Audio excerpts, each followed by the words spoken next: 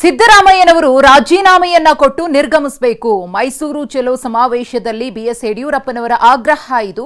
ಇಲ್ಲವಾದಲ್ಲಿ ಜನರು ನಿಮ್ಮನ್ನ ಕ್ಷಮಿಸೋದಿಲ್ಲ ಅಂತ ಬಿಎಸ್ ಯಡಿಯೂರಪ್ಪನವರು ವಾಗ್ದಾಳಿಯನ್ನ ನಡೆಸಿದ್ದಾರೆ. ಅದರ ಜೊತೆಗೆ ರಾಜ್ಯಪಾಲರ ಕುಂಟು ನೆಪ ಹೇಳದೆ ರಾಜೀನಾಮೆಯನ್ನ ಕೊಡಿ ಎಂದಿದ್ದಾರೆ. ಭ್ರಷ್ಟಾಚಾರದಲ್ಲಿ ಸಿಕ್ಕಿ ಇನ್ನೇನು ರಾಜೀನಾಮೆ ಕೊಡಕ್ಕೆ ಸಿದ್ಧರಾಗಿರುವಂತ ಹಂತದಲ್ಲಿರುವಂತ ಮಾನ್ಯ ಹಾಲಿ ಮುಖ್ಯಮಂತ್ರಿಗಳಾದಂತ ಸಿದ್ದರಾಮಯ್ಯನವರು ಗೌರವಯುತವಾಗಿ ನಿಮ್ಮ ಸ್ಥಾನಕ್ಕೆ ರಾಜೀನಾಮೆ ನೀಡಿ ತಾವು ನಿರ್ಗಮಿಸಬೇಕು ಅನ್ನುವಂತ ಉದ್ದೇಶದಿಂದ ಬೆಂಗಳೂರಿನಿಂದ ಮೈಸೂರುವರೆಗೆ ಪಾದಯಾತ್ರೆ ಹೊರಟಿದ್ದೇವೆ. ನನಗನ್ಸುತ್ತೆ ಈ ಪಾದಯಾತ್ರೆಯ ಮಧ್ಯದಲ್ಲೇನೆ ಮಾನ್ಯ ಸಿದ್ದರಾಮಯ್ಯನವರು ರಾಜೀನಾಮೆ ಕೊಟ್ಟು ಮನೆಗೆ ಹೋಗುವುದು ನಿಶ್ಚಿತ. ಭ್ರಷ್ಟಾಚಾರದಲ್ಲಿ ತೊಡಗಿರುವಂತ ಜನಹಿತವನ್ನು ಸಂಪೂರ್ಣ ಮರೆತಿರುವಂತ ಲೂಟಿ ಹಗಲು ದರೋಡೆನಲ್ಲೇ ನಿರತರಾಗಿರುವಂತ ಸಿದ್ದರಾಮಯ್ಯನವರು ಗೌರವಯುತವಾಗಿ ರಾಜೀನಾಮೆ ಕೊಟ್ಟು ಹೋಗಬೇಕು ಅನ್ನುವಂತ ಒತ್ತಾಯ ಮಾಡೋಕ್ಕೋಸ್ಕರ ಇಲ್ಲಿ ಬೆಂಗಳೂರಿನಿಂದ ಮೈಸೂರುವರೆಗೆ ಈ ಪಾದಯಾತ್ರೆ ಮಾಡ್ತಾ ಇದ್ದೇವೆ. ಈ ಒಂದು ವಿಶೇಷವಾದ ಸಂದರ್ಭದಲ್ಲಿ ನಮ್ಮ ಜೆಡಿಎಸ್ ಸ್ನೇಹಿತರು, ಬಿಜೆಪಿ ಮುಖಂಡರುಗಳು, ವಿಶೇಷವಾಗಿ ಕೇಂದ್ರದ ಸಚಿವರಾಗಿ ಇಡೀ ರಾಜ್ಯಕ್ಕೆ ಮಾರ್ಗದರ್ಶನ ಮಾಡ್ತಿರುವಂತ ಮಾನ್ಯ ಕುಮಾರಸ್ವಾಮಿ ಅವರು ಬಂದಿರುವಂತಹದ್ದು ನಮಗೆ ದೊಡ್ಡ ಒಂದು ಶಕ್ತಿಯನ್ನು ತಂದಂತಾಗಿದೆ. ಬಿಜೆಪಿ ಜೆಡಿಎಸ್ ನೇತೃತ್ವದಲ್ಲಿ ಈ ಪಾದಯಾತ್ರೆ ಯಶಸ್ವಿಯಾಗುವುದು ನಿಶ್ಚಿತ.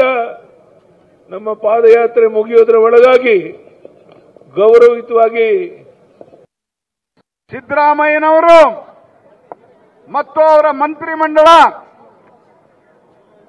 ಪೂರ್ತಿಯಾಗಿ ಭ್ರಷ್ಟಾಚಾರದಲ್ಲಿ ತೊಡಗಿದೆ. ಹಿಂದೆಲ್ಲ ರಾಜ ಮಹಾರಾಜರು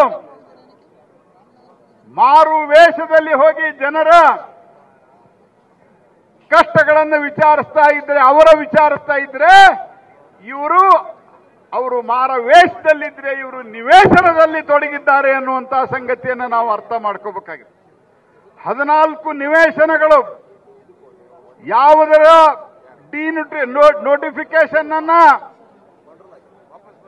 ಆ ಎಲ್ಲ ಸೈಟ್ಗಳು ಬೇರೆದವರಿಗೆ ಮೂಡಾದವರು ಕೊಟ್ಟ ನಂತರ ಡಿನೋಟಿಫಿಕೇಶನ್ ಮಾಡ್ತಾರೆ. ಅವರ ಪತ್ನಿಯ ತಮ್ಮನ ಹೆಸರಿನಲ್ಲಿ ಆದದ್ದು ಒಂದು, ಅದು ಸುಳ್ಳು ದಾಖಲೆ. ಅದಾದ ನಂತರ ಇವರಿಗೆ 14 ಸೈಟ್ಗಳು ಬರ್ತವೆ. ವಾಲ್ಮೀಕಿ ಬೋರ್ಡ್ನಲ್ಲಿರುವಂತ ಕೋಟ್ಯಾಂತರ ರೂಪಾಯಿಯ ಹಣವನ್ನ ಟ್ರೆಜರಿಯಿಂದ ಬ್ಯಾಂಕಿಗೆ, ಬ್ಯಾಂಕಿನಿಂದ ಇನ್ನೊಂದು ಬ್ರಾಂಚ್ಗೆ, ಆ ಬ್ರಾಂಚಿನಿಂದ ಕಾಂಗ್ರೆಸ್ಸಿನ ಚೇಲಾಗಳಿಗೆ ಈ ಹಣ ವರ್ಗಾವಣೆ ಆಗ್ತದಂತ ನೀವು ತಪ್ಪು ಮಾಡಿಲ್ಲ ಅಂತ ಹೇಳಿದ್ರೆ ಗವರ್ನರ್ನ ಪ್ರಶ್ನೆ ಮಾಡ್ತೀರಾ? ನೀವು ಏನ್ ಗವರ್ನರ್ಗೆ ನೋಟಿಸ್ ಕೊಡಕ್ ಅಧಿಕಾರ ಇದೆಯಾ ಅಂತ ಕೇಳ್ತೀರಾ? ನಾನ್ ನಿಮ್ಗೆ ಕೇಳ್ತೀನಿ, ಕಾಂಗ್ರೆಸ್ ಅವರೇ, ನಾನ್ ನಿಮ್ಗೆ ಕೇಳ್ತೀನಿ, ಜ್ಞಾಪಕ ಮಾಡಿಕೊಳ್ಳಿ. ಯಡಿಯೂರಪ್ಪನವರು ಮುಖ್ಯಮಂತ್ರಿ ಆಗಿದ್ರು, ಅವಾಗ ಯಾರೋ ಪ್ರೈವೇಟ್ ಕಂಪ್ಲೇಂಟ್ ಕೊಟ್ರು. ಅವಾಗ ನಿಮ್ ಗವರ್ನರ್ ಯಾಕೆ ಕೊಟ್ರು? ಯಡಿಯೂರಪ್ಪನವ್ರನ್ನ ಅವತ್ತು ಅರೆಸ್ಟ್ ಹೆಂಗ್ ಮಾಡಿದ್ರಿ? ಪರ್ಮಿಷನ್ ಹೆಂಗ್ ಕೊಟ್ರಿ? ಇವತ್ತು ಕೇಳ್ತಾ ಇದ್ದೀರಾ ಗವರ್ನರ್ಗೆ ಅಧಿಕಾರ ಇದೆಯಾ ಅಂತ. ಅವತ್ತು ಇದ್ದಿದ್ದು ಅಂಬೇಡ್ಕರ್ ಸಂವಿಧಾನ, ಇವತ್ತು ರಾಜಭವನದಲ್ಲಿರೋದು ಅಂಬೇಡ್ಕರ್ ಸಂವಿಧಾನನೇ. ಜಸ್ಟ್ ನೋಟಿಸ್ಗೆ ಹಿಂಗೆ ಗಡಗಡ ಅಂತ ನಡುಗ್ತಿರಲ್ಲ. ಇನ್ನೇನ ಪರ್ಮಿಷನ್ ಕೊಟ್ರೆ ನಿಮ್ ಕತೆ ಏನಾಗ್ತೈತೆ ಕಾಂಗ್ರೆಸ್ ಅವರೇ, ಸಿದ್ದರಾಮಯ್ಯನವರೇ? ನೋಟಿಸ್ಗೆ ಗಡಗಡ ಕಿತ್ತಾಕ್ತಕ್ಕಂತ ಒಂದು ಸಂಕಲ್ಪವನ್ನ ಭಾರತೀಯ ಜನತಾ ಪಾರ್ಟಿ ಹಾಗೂ ಜೆಡಿಎಸ್ ಪಕ್ಷ ಒಟ್ಟಾಗಿ ಸೇರಿ ಮಾಡಿರ್ತಕ್ಕಂಥದ್ದು. 2 ಪಕ್ಷಗಳು ಸೇರಿ ಇವತ್ತು ಶಪಥವನ್ನು ಮಾಡಿರ್ತಕ್ಕಂಥದ್ದು. ಮೊನ್ನೆ ಸದನದಲ್ಲಿ ಮಾತನಾಡ್ತಾ ನಮ್ಮ ವಿರೋಧ ಪಕ್ಷದ ನಾಯಕರು ನಿಲುವಳಿ ಸೂಚನೆಯನ್ನು ಮಂಡನೆ ಮಾಡಿದ್ರು. ವಾಲ್ಮೀಕಿ ಅಭಿವೃದ್ಧಿ ನಿಗಮದಲ್ಲಿ ಆಗಿರ್ತಕ್ಕಂಥ ಭ್ರಷ್ಟಾಚಾರದ ಬಗ್ಗೆ ನಿಲುವಳಿ ಸೂಚನೆಯನ್ನು ಮಂಡನೆ ಮಾಡಿದಾಗ ಕಾಂಗ್ರೆಸ್ ಪಕ್ಷದವರಿಗೆ ಆತಂಕ. ಕಾಂಗ್ರೆಸ್ ಪಕ್ಷದ ಶಾಸಕರು ಬಂದು ನಮ್ಮನ್ನು ಕೇಳ್ತಾರೆ, ಯಾಕೆ ಸ್ವಾಮಿ ಮೂಡ ಬಗ್ಗೆ ಪ್ರಸ್ತಾಪ ಮಾಡೋದಿಲ್ವಾ ನೀವು ಅಂತ ಹೇಳಿ ಕಾಂಗ್ರೆಸ್ ಶಾಸಕರು ಬಂದು ನಮ್ಮನ್ನು ಪ್ರಶ್ನೆ ಮಾಡ್ತಾ ಇದ್ರು. ಆತಂಕ ಎಲ್ಲಿ ಮೂಡ ವಿಚಾರವನ್ನ ಏನು ಅಡ್ಜಸ್ಟ್ಮೆಂಟ್ ಗಿರಾಕಿಗಳು ಬಿಜೆಪಿ ಜೆಡಿಎಸ್ ಅವರು ಹೊಂದಾಣಿಕೆ ಮಾಡ್ಕೊಂಡ್ಬಿಡ್ತಾರೆ, ಮೂಡನ ಮರ್ತು ಬಿಡ್ತಾರೆ ಅಂದ್ಕೊಂಡಿದ್ರು. ಬಂದವರು ಹೇಳ್ತೇವೆ, ಇವತ್ತು ಕಾಂಗ್ರೆಸ್ ಸರ್ಕಾರ, ಆಡಳಿತ ಇರ್ತಕ್ಕಂಥ ಕಾಂಗ್ರೆಸ್ ಸರ್ಕಾರ ನಮಗೆ ಧಮಕಿ ಆಗ್ತಕ್ಕಂಥ ಕೆಲಸವನ್ನು ಮಾಡ್ತಾ ಇದ್ದಾರೆ. ಕಾಂಗ್ರೆಸ್ ಪಕ್ಷದ ಹಗರಣಗಳನ್ನ ನಾವು ಬೀದಿಲಿ ಹೇಳಿದ್ರೆ ಬಿಜೆಪಿ ಜೆಡಿಎಸ್ ಪಕ್ಷ ಅಧಿಕಾರದಲ್ಲಿದ್ದಾಗ ಏನು ಭ್ರಷ್ಟಾಚಾರ ಆಗಿದೆ ಅಂತೇಳಿ ಕಟ್ಟುಕತೆ ಹೇಳ್ತಾ ಇದ್ದಾರೆ. ಆ ಭ್ರಷ್ಟಾಚಾರ ಬಂಡವಾಳವನ್ನ ಬಯಲು ಮಾಡ್ತೇವೆ ಅಂತಕ್ಕಂಥ ಇವತ್ತು ಬೆದರಿಕೆ ತಂತ್ರನ ಅನುಸರಿಸ್ತಾ ಇದ್ದಾರೆ. ಈ ವೇದಿಕೆ ಮೂಲಕ ಈ ರಾಜ್ಯದ ಮುಖ್ಯಮಂತ್ರಿಗಳಾಗಿರ್ತಕ್ಕಂಥ ಸಿದ್ದರಾಮಯ್ಯನವರಿಗೆ, ಈ ವೇದಿಕೆ ಮೂಲಕ ರಾಜ್ಯದ ಉಪಮುಖ್ಯಮಂತ್ರಿಗಳಾಗಿರ್ತಕ್ಕಂಥ DK ಶಿವಕುಮಾರ್ ಅವರಿಗೆ ಸವಾಲನ್ನ ಆಗ್ತಾ ಇದ್ದೇನೆ. ನಿಮಗೆ ತಾಕತ್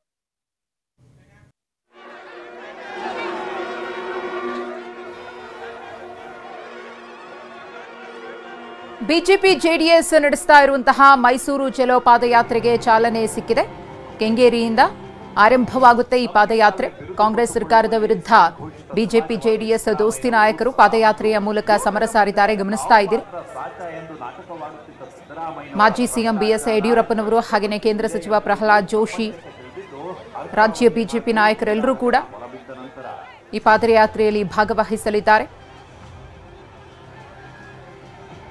ಈಗಾಗಲೇ ಅನೇಕ ಬಿಜೆಪಿ ಜೆಡಿಎಸ್ ನಾಯಕರು ಮಾತನಾಡಬೇಕಿದ್ರೆ ಸಿಎಂ ಸಿದ್ದರಾಮಯ್ಯ ಮತ್ತು ಸರ್ಕಾರದ ವಿರುದ್ಧ ವಾಗ್ದಾಳಿಯನ್ನು ನಡೆಸಿದ್ರು. ಬಿಜೆಪಿ ರಾಜ್ಯಾಧ್ಯಕ್ಷ BY ವಿಜಯೇಂದ್ರ, ವಿಪಕ್ಷ ನಾಯಕ R ಅಶೋಕ್ ಅವರ ನೇತೃತ್ವದಲ್ಲಿ ಸಾಗಿ ಹೋಗುವಂತಹ ಪಾದಯಾತ್ರೆ ಇದು. 8 ದಿನಗಳ ಕಾಲ ನಡೆಯುವಂತಹ ಪಾದಯಾತ್ರೆ.